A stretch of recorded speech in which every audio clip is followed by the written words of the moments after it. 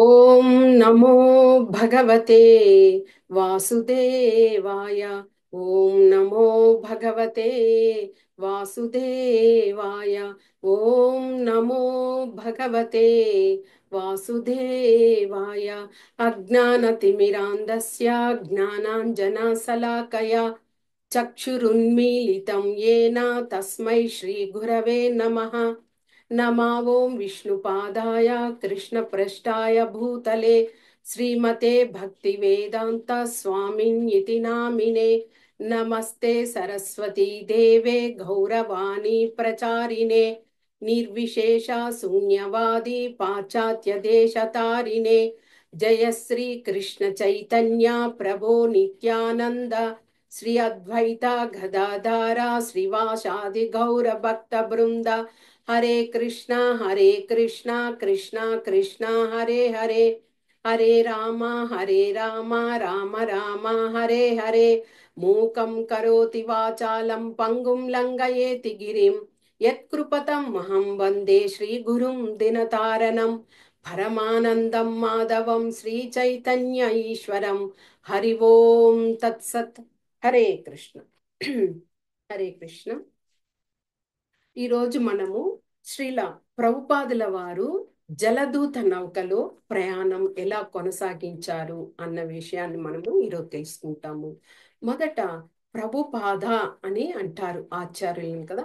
ఆ ప్రభుపాద అనే ఆ ప్రణతి ఏమిటి, ప్రభుపాద అని ఎందుకు పిలుస్తారు అన్న విషయాన్ని కూడా తెలుసుకుందాం.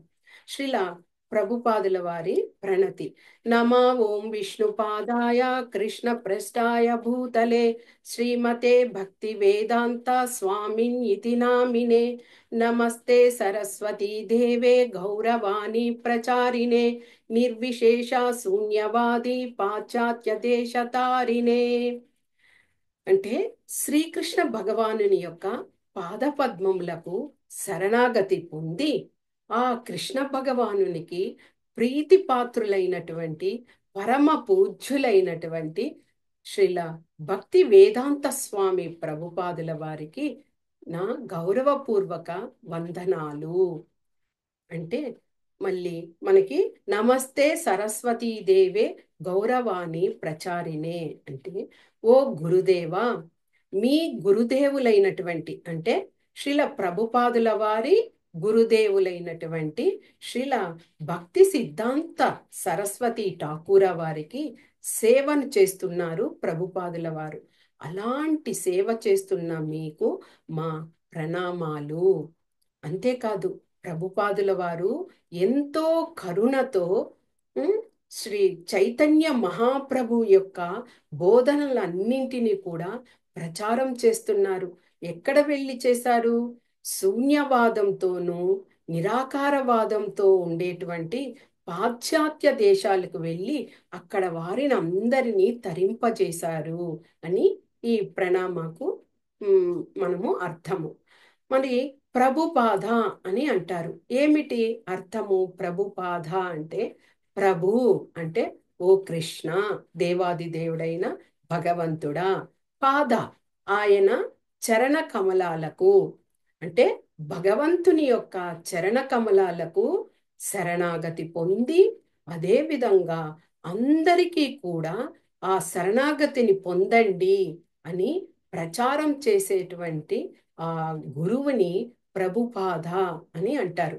అందుకే శ్రీల ప్రభుపాద, శ్రీల సరస్వతి ఠాకూర్ల వారికి కూడా ప్రభుపాద అని చెప్తారు. అంటే అందరినీ కూడా ఆ విధంగా శరణాగతి పొందండి అని తెలియచేసి బోధన చేసేటువంటి ప్రచారం చేసేటువంటి వారికి ప్రభుపాద అని చెప్పడం జరిగింది. ఇది ప్రభుపాదుల వారి యొక్క విషయం. ఇప్పుడు మనము ప్రభుపాదుల వారు ఏ విధంగా ఆ జలదూత నౌకలో ప్రయాణం చేశారు. కరెక్ట్గా ప్రభుపాదుల వారు ఎలాగైనా కానీ గురుదేవుల యొక్క ఆదేశం మేరకు గురుదేవులు రెండు విషయాలు చెప్పారు ప్రభుపాదుల వారికి. నీవు పాశ్చాత్య దేశాలకు వెళ్ళి అక్కడ ఉన్నటువంటి వారికి అందరికీ కూడా కృష్ణతత్వాన్ని తెలియచేయి. ఎప్పుడెప్పుడైతే నీ దగ్గర ధనం ఉంటుందో ఆ ధనంతో పుస్తకాలన్నింటినీ ప్రచురణ చేసి ఆ పుస్తకాలను వితరణ చేయడం కూడా చెయ్యి, అంటే పబ్లిష్ చేయడం మొదట వ్రాసి తర్వాత వాటిని అంతా కూడా పబ్లిష్ చేయడం. ఆ విధంగా రెండు విషయాలు చెప్పడం వల్ల ప్రభుపాదుల వారి మనసులో అది అలాగే ఉండిపోయింది. ఎలాగైనా గురువు గారి యొక్క ఆదేశాన్ని శిరసావహించాలి అనుకొని బయలుదేరారు. ఆ బయలుదేరడానికి కూడా ఆ జలదూత నౌకలో ఒక్క ఒక్కగానొక్క అది జలదూత నౌక అనేది ఏమిటి అంటే అది ప్రయాణికులు వెళ్ళేటువంటి నౌక కాదు. అది ముడి సరుకుల రవాణా, ముడి సరుకులను తీసుకువెళ్తుంది కదా, అలాంటి నౌక. అలాంటి నౌకలో ఒక్క గది మాత్రమే ఉంటది. అక్కడ మాత్రమే అక్కడ ఎవరెవరు పని చేస్తారో ఆ ప్రయాణికులు బస చేయడానికి ఉంటది. అలాంటి ఆ ప్లేస్లో ఒక్క సీటు కోసం ప్రభుపాదుల వారు ఎంతో ఆర్థించారనమాట ఆ వెళ్ళడానికి. కానీ ఆ శ్రీమతి సుమతి మొరార్జీ ఆమె ఏం చెప్పారు, మీకు వయసు ఉమ్, 69 సంవత్సరాలు, 70 సంవత్సరాలు అనుకోండి, ఇలాంటి వయసులో మీరు ఆ పాశ్చాత్య దేశాలకు వెళ్ళారనుకోండి, అక్కడి వాతావరణాన్ని మీరు తట్టుకోలేరు, మీ వల్ల కాదు అని అక్కడ అందరు కూడా అనుకొని ఆ విధంగా చెప్పారు. అయినా ప్రభుపాదుల వారు విడవలేదు. నేను వెళ్ళాలి, నా గురువు గారి యొక్క ఆదేశాన్ని నేను తీసుకువెళ్ళి అక్కడ ప్రచారం చెయ్యాలి అని వారికి చెప్పి ఒక్క స్థానం, ఒక సీటు అక్కడ ఆయన పొందారనమాట. తర్వాత ఆ జలదూత నౌకలో ఆయన వెళ్ళే సమయానికి ఒక బాక్స్, ఆ బాక్స్ లో వచ్చి ప్రభుపాదుల వారు రాసినటువంటి భాగవతం పుస్తకం ఉన్నది, కొన్ని వంటలు చేసుకోవడానికి పాత్రలు, తర్వాత చైతన్య చరితామృతం బెంగాలీలో వ్రాసినటువంటి ఆ గ్రంథం ఉన్నది. అంతే సింపుల్గా బయలుదేరారు. చేతిలో కేవలం 40 రూపాయలు మాత్రమే ఆయన బయలుదేరేటప్పుడు ఆయన వద్ద ఉన్న ధనము అన్నమాట. ఈ జలదూత నౌక కలకత్తా నుండి 1965 ఆగస్టు 13 ఒక ఫ్రైడే మార్నింగ్ 9ంటికి, అంటే 1965 సంవత్సరంలో ఆగస్టు 13న శుక్రవారం రోజు ఉదయాన 9 గంటలకు కలకత్తా నగరం నుంచి బయలుదేరింది. ఈ జలదూత నౌకలో కెప్టెన్ అయినటువంటి అరుణ్ పాండ్యన్, తర్వాత ఆయన యొక్క సతీమణి కూడా అందులో ఉన్నారనమాట. ఆ విధంగా ప్రయాణము కొనసాగింది. అలాగా బయలుదేరగా వాళ్ళు 14వ తేదీ, అంటే ఆగస్టు 14వ తేదీని భారీ వర్షం అన్నమాట ఆ సముద్రంలో. దాని కారణంగా, అంతేకాకుండా ఆ, ఆ, ఉప్పుతో, అంటే సాల్టెడ్ కలిగిన నీరు కదా అది, అలాంటి గాలి వీచడం వలన ప్రభుపాదుల వారు అస్వస్థకు గురయ్యారు. మరుసటి రోజే అస్వస్థకు గురి అయ్యి ఆయనకు వాంతులు అవ్వడము, తల తిరగడము అలాగ అయ్యేసరికి చాలా కష్టపడ్డారు. ఆ మరుసటి రోజే ఆ విధంగా అయ్యింది. ఆ విధంగా ఆయన ఆ నౌకలో ప్రయాణం చేస్తున్నప్పుడే ఆయన డైరీ వ్రాసుకునే అలవాటు ఉన్నది శ్రీల ప్రభుపాదుల వారికి. ఆ డైరీ ఆ రోజు వ్రాసుకుంటూ, నన్ను ఇక్కడికి పంపించినటువంటి శ్రీమతి సుమతి మొరార్జీకి, శ్రీకృష్ణ భగవానుడికి నేను కృతజ్ఞత భావాన్ని చూపిస్తున్నాను అంటూ ఆ డైరీలో వ్రాసుకున్నారట. తర్వాత అలాగే ప్రయాణం సాగుతూ ఉన్నది. ఆగస్టు 19వ తేదీ నాటికి వాళ్ళు శ్రీలంకలోని ఇక్కడ కొలంబో ఆ ప్రాంతానికి చేరుకున్నారు. అక్కడ స్టే చేయడం వలన ప్రభుపాదుల వారు ఆ కొలంబోలో కొన్ని ప్రాంతాలను, కెప్టెన్ ఉన్నారు కదా వారితో పాటు కొన్ని ప్రాంతాలను అక్కడ దర్శించడం జరిగింది. తర్వాత ఆగస్టు 19వ తేదీ వాళ్ళు అలాగే అక్కడి నుంచి కొచ్చిన్కి బయలుదేరిందనమాట. కొచ్చిన్కి బయలుదేరి తర్వాత అలాగే జలదూత నౌక ప్రయాణం కొనసాగిస్తూ ఉన్నారు. ఆగస్టు 20, అంటే 13th బయలుదేరింది కదా, ఆగస్టు 20వ తేదీన ఏమైంది, ప్రభుపాదుల వారికి మళ్ళీ అస్వస్థత అయిందనమాట. ఒక్క రోజులోనే 2 సార్లు శ్రీల ప్రభుపాదుల వారికి గుండెపోటు రావడం జరిగింది.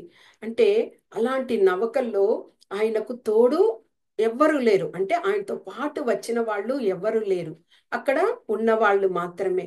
కానీ శ్రీల ప్రభుపాదుల వారు భగవంతుణ్ణి తలుచుకున్నారట. అంటే కృష్ణ, నీ కార్యార్థమై నేను నా గురువుల యొక్క ఆదేశం మేరకు నేను ఇక్కడికి బయలుదేరి వెళ్తున్నాను.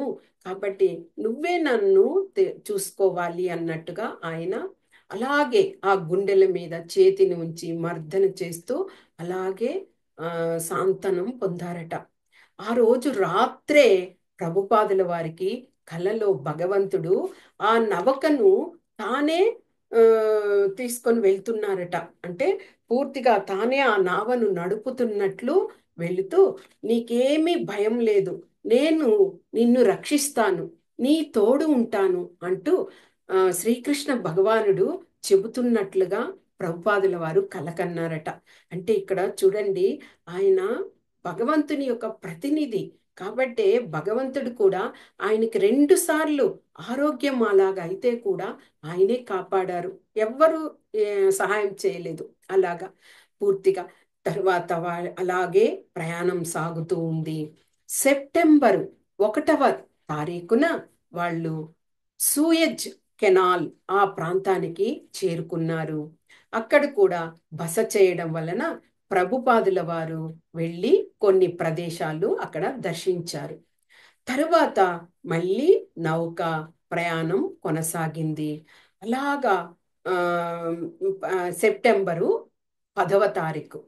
ఆ సెప్టెంబర్ 10వ తారీఖున ప్రభుపాదుల వారికి బాగా బృందావనం గుర్తుకొస్తున్నది. ఎందుకు అంటే ప్రభుపాదుల వారు బృందావనంలో ఉన్నప్పుడు ఆయన శ్రీ రాధా శ్యామసుందర మందిర్, శ్రీ రాధా శ్రీ రాధా మదన్ మోహన మందిరు, శ్రీ రాధా గోవింద మందిరు, శ్రీ రాధా రమణ మందిర్, ఇలాగా మందిరాలన్నీ కూడా దర్శించుకుంటూ అక్కడ అందరూ ప్రచారం చేస్తూ అందరికీ అలాగ గడిపేవారు. కాబట్టి ఆ రోజు ప్రభుపాదుల వారికి బృందావనము గుర్తుకొచ్చిందనమాట. అలాగే దుఃఖంతో ఆయన ఏం చేశారు, చైతన్య చరితామృతం ఆ గ్రంథాన్ని తీసుకొని చదివారట. అలాగ చదవడం వలన ఆయన కాస్త ఊరటను చెందారు. అప్పుడు కూడా డైరీలో ఏం రాసుకుంటున్నారు, మా గురుదేవుల యొక్క ఆదేశం వలన నేను భారతదేశం విడిచిపెట్టాల్సి వచ్చింది అంటూ ఆయన ఆ ఆ డైరీలో వ్రాసుకున్నారట. తర్వాత 35 రోజుల సుదీర్ఘమైన ప్రయాణం.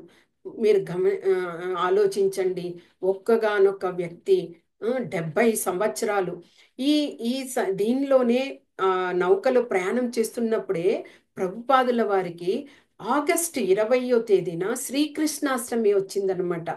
ఆ కృష్ణాష్టమి వస్తే బృందావనంలో అయితే ఎంతో గొప్పగా ఉత్సవాలు చేస్తారు ప్రభుపాదుల వారు.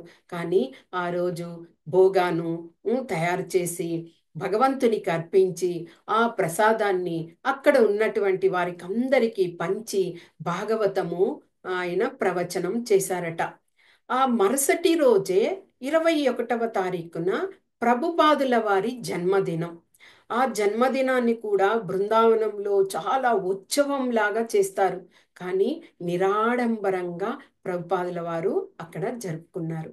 ఈ విధంగా ప్రయాణం కొనసాగించి 35 రోజుల తర్వాత జలదూత నౌక పూర్తిగా సెప్టెంబరు 17th వస్తుంది. అంటే ఆగస్టు 13th బయలుదేరింది కాబట్టి 17th వాళ్ళు బోస్టన్ అనే ప్రాంతానికి చేరుకున్నారనమాట.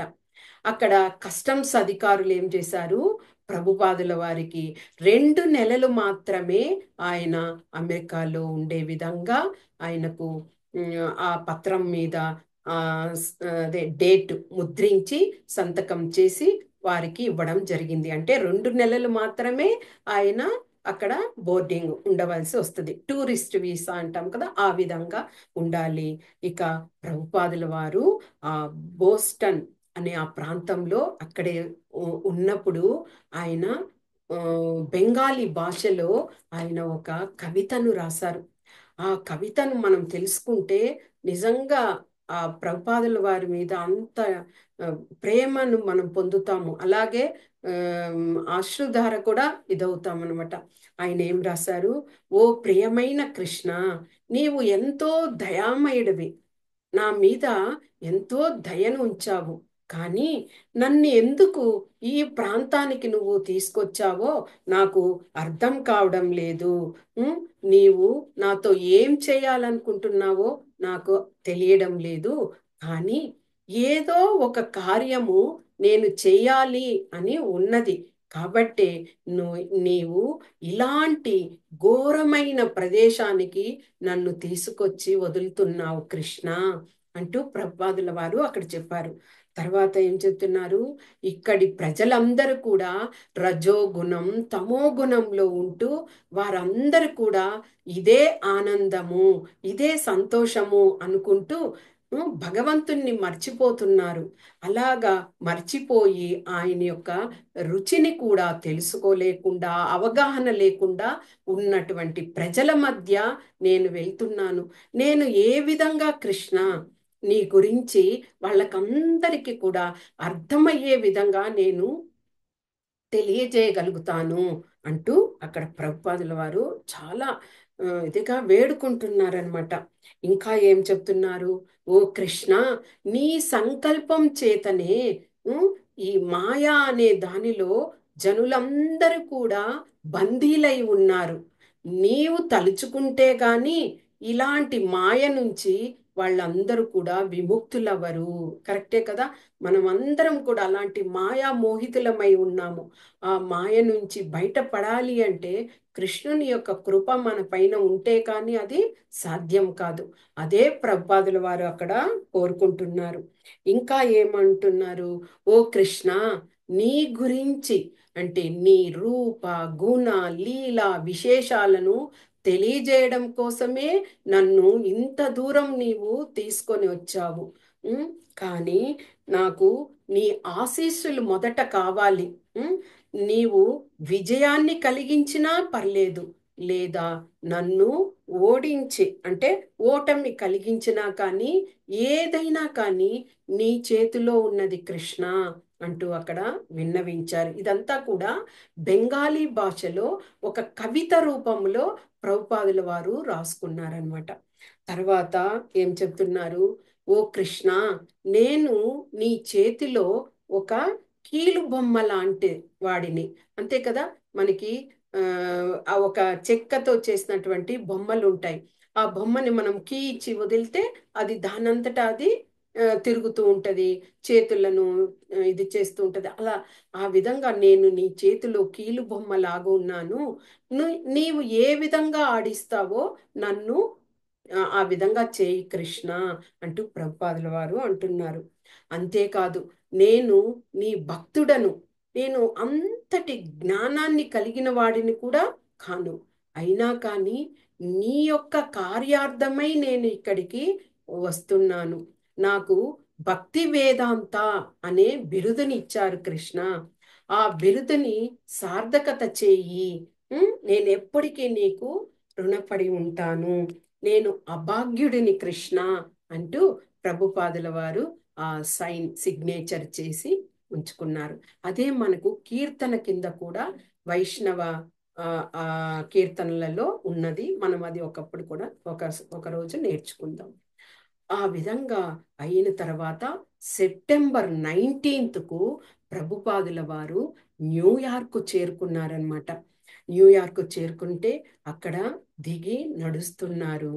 ఎందుకు అంటే అక్కడికి ప్రభుపాదుల వారి ఒక శిష్యుడైనటువంటి మధురాలో మధురా నగరంలో శిష్యుడైనటువంటి అగర్వాల్ ఆయన పేరు. ఆయన యొక్క కుమారుడు ఉమ్, గోపాల్ అగర్వాల్ అన్నమాట. ఆయన ఇక్కడ ఉన్నారు. ఎక్కడ? న్యూయార్క్ లో కాదు, న్యూయార్క్ సిటీ. న్యూయార్క్ నుంచి మళ్ళీ కొద్ది దూరంగా వెళ్ళాలి. ఆ ప్లేస్ వచ్చి పెన్సిల్వేనియాలో బట్లర్ అనే ప్రాంతం అట. అది పెన్సిల్వేనియాలో బట్లర్ అనే ప్రాంతంలో గోపాల్ అగర్వాల్ ఉన్నారు. ఆయన తీసుకువెళ్తారు ఇప్పుడు ప్రభుపాదుల వారి. ఆ విధంగా ఆయన ఆ న్యూయార్క్లో దిగి ఆయన వస్త్రధారణ ఎలాగో ఉంది, చక్కగా ప్రభుపాదుల వారు నూలు దోవతి ధరించి ఉన్నారు, భుజాల మీద ఆ శాలువాని కప్పుకొని ఉన్నారు, నుదుటిన శ్వేతవర్ణంలో తిలకం దిద్ది ఉన్నది. తర్వాత ముండనం అంటే వెంట్రుకలు ఆ, తీసేసినట్టుగా ఉండడం, గుండు కొట్టించుకొని ఉంటారు కదా, అలాగా ఆ విధంగా ఉన్నారు. మెడలో కంఠమాల ఉన్నది, చేతిలో జపమాల ఉన్నది. ఆయన యొక్క వర్ణము మీరు చూడండి వీడియోలో, బంగారు వర్ణంలో ఉన్నారు, అలాగే టీవీగా దర్పంగా ఉన్నారు. ఆ విధంగా తర్వాత సాధారణమైన చెప్పులు, ఏదో ఖరీదైనటువంటి కాకుండా చెప్పులను ధరించి ఉన్నారు. ఇలాగా ఉన్నటువంటి ఆ ప్రభుపాదుల వారిని ఆ, ఆయన గోపాల్ అగర్వాల్ అనే ఆయన వచ్చి రిసీవ్ చేసుకొని ఆయన్ని పెన్సిల్వేనియాలో ఉన్నటువంటి బట్లర్ ఆ ప్రాంతానికి తీసుకువెళ్ళారు. అక్కడ వాళ్ళు ఒక అపార్ట్మెంట్లో ఉంటున్నారు, సాధారణ అపార్ట్మెంటే, పెద్దగాని కాదు. ఆ అపార్ట్మెంట్కి తీసుకువెళ్ళాక ఆ గోపాల్ ఆయన యొక్క ఆ, సతీమణి, ఆమె పేరు సాలి. ఆమె ప్రభుపాదుల వారంటే చాలా ఇష్టపడేవారు, ఎందుకంటే ప్రభుపాదుల వారిని ఒక తండ్రి స్థానంలో ఉండి చూసుకున్నారు. ఆయన అంటే అంత ప్రీతి ఆమెకు, అంత చక్కగా ప్రభుపాదుల వారు కూడా ఆమెను అంతగా చక్కగా చూసుకున్నారు. వారి ఇంటికి వెళ్ళిన తర్వాత ప్రభుపాదుల వారి నిత్యము ఏమిటి, ఉదయాన లేచి భగవంతునికి మంగళహారతిని చేసి తర్వాత ఆయన తెచ్చుకున్నటువంటి ఆ కుక్కరు, ఆ పాత్రలో కింద భాగంలో బియ్యము, మధ్యలో పప్పు, పైకి కూరగాయలు అన్ని ఒక్కసారిగా ఆ కుక్కర్లో చేసేసి వెంటనే భగవంతుడికి దానిని భోగాగా అర్పించి వాటిని అన్నింటినీ కూడా గోపాల్, తర్వాత ఆయన భార్య అనేటువంటి సాలి ఆమె పేరు, వారికి ఇద్దరు పిల్లలు, వారికి కూడా ఆ ప్రసాదాన్ని ఇచ్చేవారట. అందుకే ఆమె సాలి, ఆమె ప్రభుపాదుల వారిని గుర్తు చేసుకుంటూ చెప్తున్నారు, ఇలాంటి అతిథిని నా జన్మలో ఎప్పుడు కూడా చూడలేదు. శ్రీల ప్రభుపాదుల వారిని చూడడానికి ఎంతో మంది వచ్చేవారు ఆయన్ని కలవడానికి, స్వామీజీ స్వామీజీ అంటూ. అలా వచ్చినప్పుడు వాళ్ళందరూ కూడా అక్కడ పద్ధతులేమి, వాళ్ళు సిగరెట్లు అలాగా మద్యపానము అవన్నీ చేసేవాళ్లే.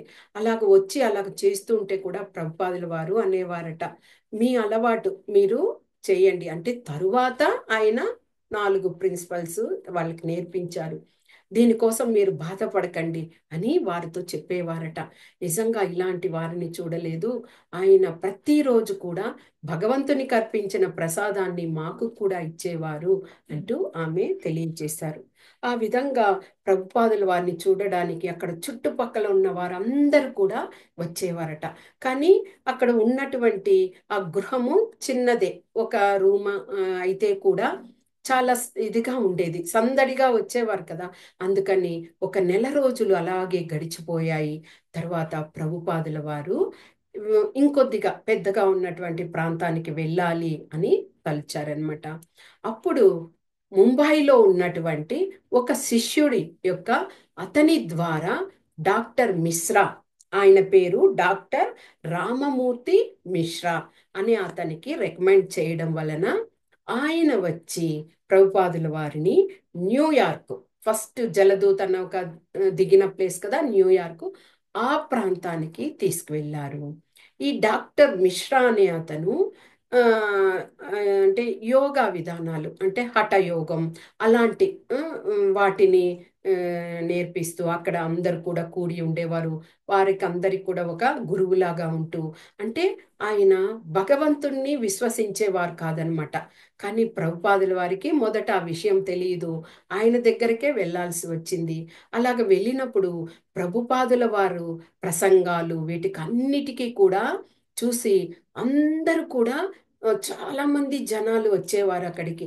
వచ్చినప్పుడు వారిని అందరినీ చక్కగా రిసీవ్ చేసుకొని ప్రభుపాదుల వారు వాళ్ళకి అన్ని విషయాలు భక్తి తత్వాన్ని తెలియచేస్తూ అలాగ ఉండేసరికి డాక్టర్ మిశ్రాకి అది నచ్చలేదు. ఆయన ఏం చెప్పేవారు, సత్యము అనేది, దేవుడు అనేది నిరాకార బ్రహ్మము, అదే పరమాత్మ అని చెప్పేవారు. ప్రభుపాదుల వారు ఆయన్ని కూర్చోబెట్టుకొని చక్కగా చెప్పేవారు. ఆ నిరాకార బ్రహ్మము అనేది భగవంతునిలోని ఒక అంశము. దానికి మనము ప్రాముఖ్యతనిచ్చి ఆ నిరాకార బ్రహ్మత్వానికి మనము ఇది అయ్యి అలాగ మరణిస్తే కూడా తిరిగి మనము జన్మామృత్యు జరావ్యాధి అనే చట్రంలో పడిపోతాము. దానికన్నా ఆవల భగవంతుడు ఉన్నాడు, భగవంతుని యొక్క శక్తి ఉన్నది అని వివరించి చెప్తే కూడా ఆయన మాయావాద తత్వంగానే ప్రభుపాదుల వారిని వ్యతిరేకించి పలికేవారట. అప్పుడు ప్రభుపాదుల వారికి చాలా కష్టమైంది. ఎందుకంటే ఇలాంటి మాయావాది అతనితో ఉండడం వలన ప్రభుపాదుల వారు ఇంత భక్తి చేస్తూ అంత ప్రచారం చేస్తూ ఇది చేస్తుంటే కూడా అది పతనానికే దారి తీస్తుంది కదా, అది నిష్ప్రయోజనమే అవుతుంది. కాబట్టి ప్రభుపాదుల వారికి అది చాలా కష్టం అనిపించింది. ఇక ప్రభుపాదుల వారు ఏం చేశారు, తనకు తానుగా ఒక భవనం ఉంటే బాగుంటుంది. అక్కడ ఏమి అందరు కూడా ఇలాంటి యోగా మందిరాలు, తర్వాత కొన్ని కొన్ని రకాలైనటువంటి వాళ్ళందరూ డబ్బులు ఉన్న వాళ్ళు భవనాలు ఏర్పరచుకొని అక్కడ పార్టీలు చేసుకుంటూ అలాగంతా ఉన్నారు. అంటే ఆ ధనాన్ని ఆ విధంగా దుర్వినియోగం చేస్తూ వాళ్ళు చక్కగా ఉన్నారు. కానీ కృష్ణుని గురించి, భగవంతుని గురించి మనము ప్రచారం చేయడానికి, భగవంతుని ఒక మందిరాన్ని ఏర్పాటు చేయడానికి మన వద్ద ఏమీ లేదు. అలాగనుకొని ప్రభుపాదుల వారు గౌడీయ మఠానికి ఒక లేఖ వ్రాసారనమాట. ఈ విధంగా ఒక భవనం కానీ ఉంటే నాకు ప్రచారం చేయడానికి, వచ్చిన వారందరికీ చక్కగా కృష్ణతత్వాన్ని తెలియచేయడానికి నాకు బాగుంటుంది అని ప్రభుపాదుల వారు శ్రీల భక్తి విలాస తీర్థ మహారాజుకి ఆయన రాయడం జరిగింది. కానీ అక్కడి నుంచి రిప్లై ఏమి వచ్చిందట, మేము నిధులను సమకూర్చలేము అని చెప్పి వచ్చిందట. ప్రభుపాదుల వారికి చాలా కష్టం వచ్చింది. అంటే ఒక భక్తిలో మనము ఉన్నప్పుడు మనకి ఆ సహాయం కానీ దొరికితే చాలా ఆనందం, అది ప్రయోజనం కూడా అవుతుంది. ఇక్కడ ఎవరు అలాగా డోనర్లు కూడా ఎవరు లేరు. ఫస్ట్ కాదా ప్రభుపాదుల వారు ఇంకా సెటిల్ అవ్వలేదు. అలా చాలా బాధపడ్డారట. ఆ విధంగా నిధులు మేము సమకూర్చి మీకు పంపలేము అని చెప్పారట. ఇక నవంబర్ మాసం కదా అది, ఆ నవంబర్ మాసంలో స్నోఫాల్ అవుతుంది అక్కడ. భయంకరమైన చలి. ప్రభుపాదుల వారి వయసు రీత్యా అలాగే శరీరము గడ్డకట్టే విధంగా చలి అట. అలాంటి చలి అయినా కానీ దానిని అంతా కూడా ఆయన అలాగే స్వీకరించారు. ఎందుకు? భగవంతుని కోసము ఆ కృష్ణ తత్వంలో చైతన్య మహాప్రభువుల వారు ఇచ్చినటువంటి ఆ హరినామాన్ని అందరికీ పంచాలి అనే ఒకే ఒక లక్ష్యమే ఆయన గురిగా తీసుకున్నారు, టార్గెట్గా ఉంచుకున్నారు. కాబట్టి ఇలాంటి చలి వీటినన్నింటిని కూడా ఆయన భరించారు. ఇక ఈ డాక్టర్ మిశ్రా ఆయనతో ఉండడము వేస్ట్, ఎందుకంటే ఆయన భక్తిలో ఇదవ్వడం లేదని ఆయన తరువాత ఒక గదిని సపరేటుగా ఏర్పాటు చేసుకున్నారట. దానికి కూడా ప్రభుపాదుల వారు రాత్రి పగళ్ళు ఆయన ఆ భాగవతము అలా ప్రతులను రాసి వాటిని అమ్మడం అనమాట. ఆ అమ్మడం వలన వచ్చినటువంటి ఆ ధనాన్ని జాగ్రత్తగా ఉంచుకునేవారు. రూమ్కి రెంట్ అవన్నీ కట్టాలి కదా, అలాగా చేసేవారు. తర్వాత ప్రభుపాదుల వారికి ఒక భక్తుడు ఒక టేప్ రికార్డర్ను ఇచ్చారట. ఆ టేప్ రికార్డర్ ఎందుకు? దాంట్లో ప్రభుపాదుల వారు సంకీర్తన చేయడం, ఏవైనా ప్రసంగాలు ఇది చేయడము, గీతోపనిషత్ భగవద్గీత గురించి వివరించిన విధానాలను ఆడియో చేసి పెట్టుకుంటే ఎప్పుడైనా కానీ ప్రజలందరూ గుమికూడినప్పుడు కూడా వాళ్ళకి అది వేసి వినిపించవచ్చు. అలాగా ఆయన ప్రత్యేకమైన గదిలో వచ్చి ఏర్పాటు చేసుకొని అది ఆ టేప్ రికార్డ్ని చాలా జాగ్రత్తగా ఆడియో చేస్తూ భద్రంగా ఉంచుకున్నప్పుడు అక్కడ ఉన్నటువంటి ఆ గృహాల్లో కాపలాదారుడుగా కొన్ని గృహాలు ఉన్నాయి అక్కడ. కాపలాదారుడుగా ఉంటారు కదా, వాచ్మెన్, అతడే ఆ ఆ టేప్ రికార్డ్ని తీసుకెళ్ళిపోయాడట. కొద్దిగా కూడా కనికరం లేని మనిషిగా అలాగ తీసుకెళ్ళిపోయే వరకు తీసుకెళ్ళిపోయేసరికి ప్రభుపాదుల వారికి చాలా బాధపడ్డారు. ఎందుకంటే తన వద్ద ఉండి కొనలేని పరిస్థితి, భక్తులు అలాగ ఇచ్చినప్పుడు దానిని కూడా ఒక వ్యక్తి ఇలాగ తీసుకెళ్ళిపోయాడంటే అక్కడ మనుషులు ఎలాంటి మానవత్వంతో ఉన్నారు, కానీ దానిని నిరూపించలేరు ప్రభుపాదులు వారు ఇతనే తీసుకువెళ్ళాడు అని. కాబట్టి మిన్నకుండిపోయారట. ఆ విధంగా తర్వాత కొన్ని రోజులు అక్కడే ఉండి అక్కడ కూడా ఆయనకు సరిగా సహకరించే వాళ్ళు లేరు. చూడండి మీరు ఒకసారి, ఇప్పటికీ ఎన్ని ప్రదేశాలు ఆయన మార్చుతూ వచ్చారు. ఎందుకు అంటే ఆయన భక్తికి ఆ, సహకారం చేసే విధంగా ఎవ్వరు ఆయనకు కనిపించడం లేదు. అలాగా అయ్యి తరువాత ఆ ప్రభుపాదుల వారు అక్కడ గదిని కూడా వెకేట్ చేసేసారు. చేసేసి ఒక బోరి అనే ప్రాంతానికి వచ్చారు. ఈ బోరి అనే ప్రాంతం ఏమిటి అంటే మురికివాడ. మనము కొద్దిగా చెప్తాం కదా, ఆ, తక్కువ ఇదిగా ఉన్న స్లమ్ ఏరియాస్ అంటాము. అలాంటి ప్రదేశం అన్నమాట. అక్కడ ఎలాగ ఉంటారు ఎక్కువగా, అక్కడ ఆ, ప్రజలంతా కూడా పబ్లిక్ కూడా డ్రగ్స్కు అలవాటు పడి ఉంటారు. ఉదయం పనుల్లోకి వెళ్తారు, లేకపోతే లేదు అక్కడే పడి ఉంటారు. అలాంటి ప్రాంతానికి అంటే అక్కడ కొద్దిగా తక్కువగా ఇదవుతుంది కాబట్టి ప్రభుపాదుల వారు ఆ బోరి అనే ఆ ప్రాంతానికి వెళ్ళారు. అక్కడ చూస్తే అందరూ కూడా ఈ మత్తు పదార్థాలకు అలవాటు పడినటువంటి యువత కుప్పలు తెప్పలుగా ఉన్నారట ఆ బోరి ప్రాంతంలో. ప్రభుపాదుల వారు మళ్ళీ గుర్తు తెచ్చుకున్నారు, కృష్ణ, నా వలన ఏ కార్యం జరగాలి ఉందో నాకు తెలియడం లేదు. ఇలాంటి ప్రాంతంలో నేను వచ్చి ఉమ్, నీ యొక్క కృష్ణతత్వాన్ని చెప్పడానికి నేను ప్రయత్నిస్తున్నాను.